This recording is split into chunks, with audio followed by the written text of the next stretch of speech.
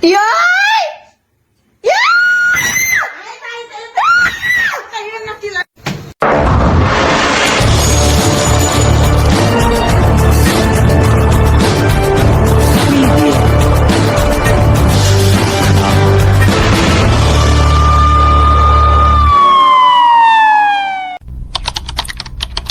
दोस्तों, बेंगलुरु से एक दिल दहला देने वाली वारदात सामने आई। 29 साल की एक महिला पूरे 19 दिनों तक एक फ्रिज में बंद थी, वह भी करीब 36 टुकड़ों में। जिस कमरे में यह फ्रिज था, उस कमरे की फर्श तक पर लाश के टुकड़े बिखरे पड़े थे। क्राइम सीन कुछ ऐसा था कि पुलिस और फॉरेंसिक टीम को टुकड़ और सबूतों को समेटने के लिए एक सरकारी अस्पताल के मुर्दा घर के कर्मचारियों तक को बुलाना पड़ा। दोस्तों, कहानी सुनने से पहले चैनल सब्सक्राइब जरूर करें, क्योंकि आपके लिए एक छोटा काम है। चलो आगे बढ़ते हैं। यह कहानी सुनने के बाद फिर लोगों को याद आता है कि राष्ट्रीय राजधानी दिल्ली के छतरपुर इलाके में 18 मई 2022 को एक लड़की के छोटे छोटे 35 से ज्यादा टुकड़े कर दिए गए थे। उस लड़की का नाम श्रद्धा वालकर होता है और उसके टुकड़े करने वाला जो लड़का होता है, आफताब अमीन पुणेवाला। दरअसल इसने उस लड़की के 35 टुकड़े किए और उन्हें जंगल में फेंक देता है। हालांकि मामला अभी कोर्ट में विचाराधीन है और 2 साल से ज्यादा का समय बीत चुका है, लेकिन अभी तक इस मामले में अभी कोई कार्रवाई यानी कि कह सकते हैं कि सजा नहीं मिली है। लेकिन ऐसे ही एक और मामला जब सुर्खियों में आता है तो लोगों की दिलचस्पी बढ़ जाती है उस केस के जानने की। आज हम कहानी जो सुनाने जा रहे हैं, इस कहानी के माध्यम से उसी केस के बारे में जानने की कोशिश करते हैं। आखिरकार उसका कत्ल किसने किया, क्यों किया, कौन है लड़की, कहाँ से वो आई है, ये सच्ची घटना है। कर्नाटक प्रदेश की राजधानी बेंगलुरु का एक व्याली कवल एक इलाका है।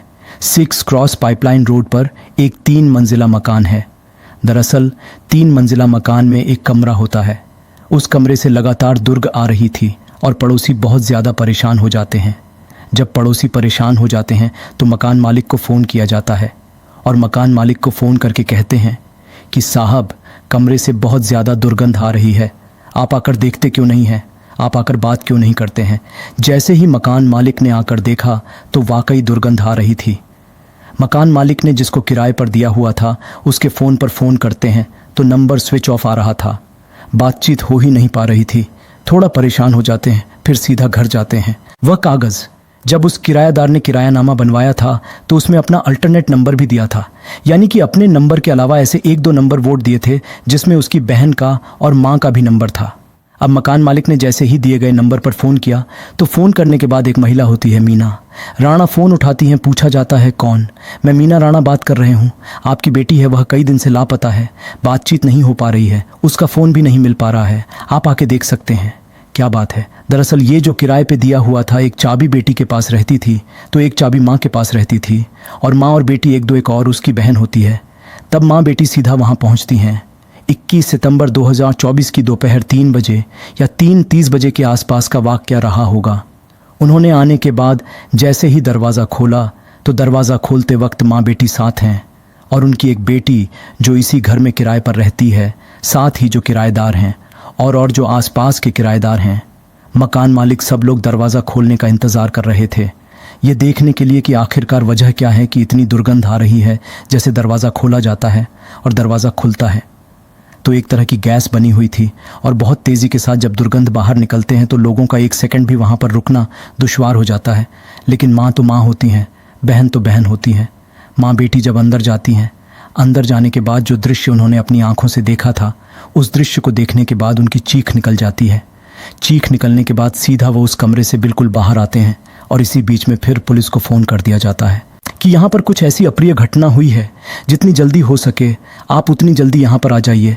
अप्रिय घटना को की सूचना मिलने के बाद अब यहाँ पर पुलिस आती है। पुलिस को जिस हिसाब से बताया गया था, पुलिस पूरी तैयारी के साथ आई थी।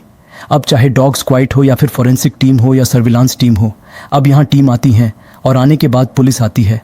अंदर जाने के लिए बड़ी मुश्किल, बड़ी मशक्क़त करनी पड़ रही थी क्योंकि दुर्गंध बेहिसाब आ रही थी। जैसे ही घर के अंदर कदम रखे जाते हैं तो पता चलता है कि घर के हर एक हिस्से में, रसोई से लेकर आंगन जो भी था हिस्सा, उस जगह पर कीड़े रंग रहे थे और एक तरह की लाइन सी जा रही थी और वो लाइन जा रही थी फ्रीज की तरफ।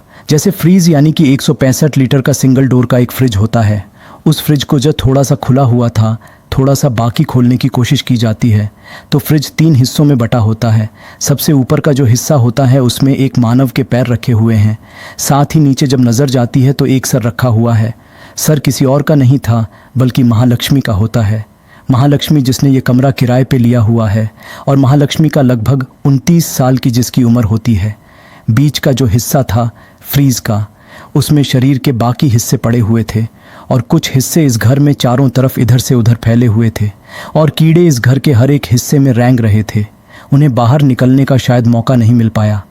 अब यह खबर थी कि सोशल मीडिया पर थोड़ी ही देर में वायरल होनी शुरू हो जाते हैं और जिस तरह से दिल्ली के छतरपुर में एक लड़की की यानी कि श्रद्धा वालकर की हत्या कर दी जाती है। आफताब अमीन पुणेवाला द्वारा तो वैसे ही मामला कि उस मामले से जोड़कर इस मामले को देखा जाने लगता है।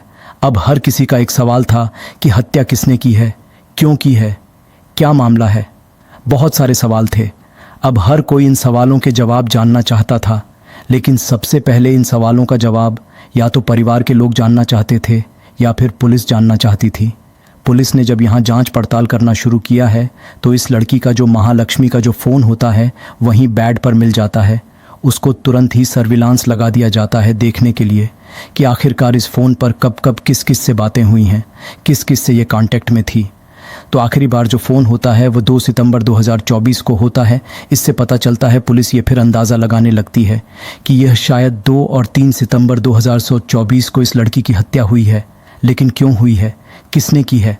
अब इन सवालों के जवाब जानने की जब कोशिश कर रहे थे, एक तरफ तो उस जो लाश के टुकड़े थे इनको इकट्ठा करने के लिए पोस्टमार्टम हाउस में जो काम करने वाले कर्मचारी होते हैं उनको बुलाया जाता है, क्योंकि चारों तरफ ये जो ब्लड और जो मांस के टुकड़े फैले हुए थे उनको पुलिस के लिए इकट्ठा करना बहुत मुश्किल काम हो रहा था दुर्गंध की वजह से। हालांकि पोस्टमार्टम की जो टीम होती है उसने आके इकट्ठा करना शुरू किया।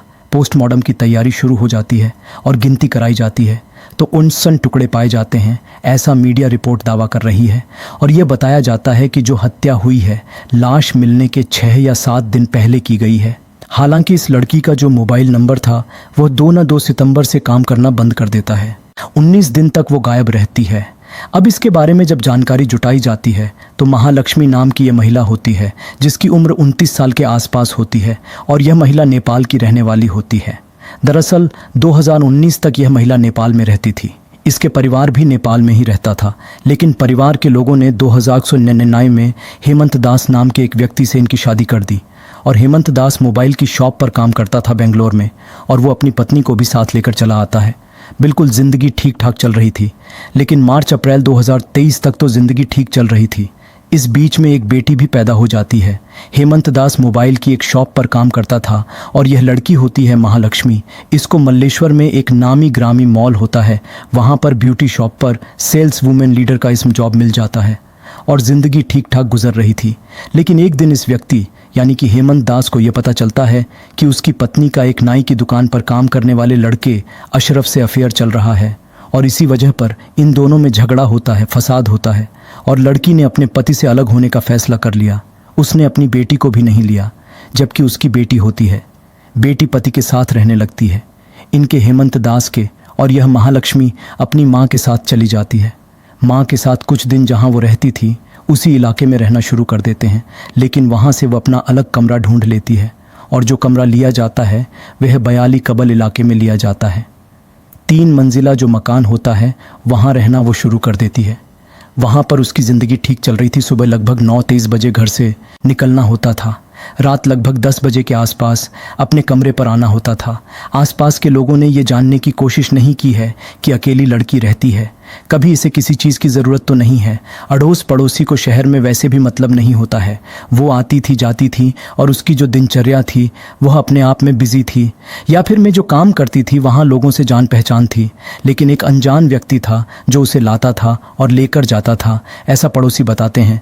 लेकिन जब पुलिस इस मामले की जाँच पड़ताल करती है और पति ने जब शिकायत बताई तो कहा कि अशरफ ने ही इसका हत्या की होगी, अशरफ ही यह सब कर सकता है।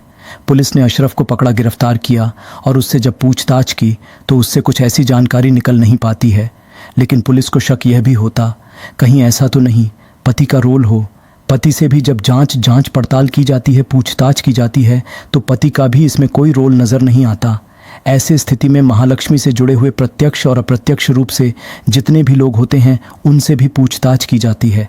फिर पुलिस को एक सबूत हाथ लगता है। पुलिस को ऐसा क्लू हाथ लगता है कि पुलिस का यह दावा है कि इस घटना का हर हाल में उन्होंने खुलासा कर ही देना है। लेकिन कुछ थोड़ा सा समय चाहिए। भुवनेश्वर का रहने वाला कोई व्यक्ति है जो कि फिलहाल पश्चिमी बंगाल में रह रहा है। इसके लिए 6 टीमें बनाई जाती हैं। उसको गिरफ्तार करने के लिए बाकी लोगों को भी हिरासत में लिया हुआ है। पूछताछ की जा रही है। लेकिन बेंगलोर पुलिस का दावा है कि बहुत जल्दी इस घटनाक्रम का खुलासा होने वाला है और वह जल्दी ही उस कातिल तक पहुंच जाएंगे। कत्ल क्यों किया है, इसके पीछे की वजह क्या है? पति से बात करते हैं तो वो कहता है कि अशरफ ने कत्ल किया है। पुलिस से बातचीत अगर मीडिया करती है तो पता चलता है कि कातिल अभी सलाह बाहर है, वह घूम रहा है। उसको पकड़ने की कोशिश की जा रही है। जितनी जल्दी हो सकता है उसे पकड़ सकते हैं। दोस्तों, इस पूरे घटनाक्रम को सुनाने का उद्देश्य है किसी को परेशान करना नहीं है, किसी का दिल दुखाना नहीं है, बल्कि आपको जागरूक करना है, आपको सचेत करना है। गांव का कल्चर भी अगर शहर में आ जाए तो इस तरह की लड़कियों की हत्या बिल्कुल भी ना हो, क्योंकि गांव के लोग अपने आसपास के लोगों की बड़ी फिक्र करते हैं। शहर के लोग ऐसे फिक्र ही नहीं करते।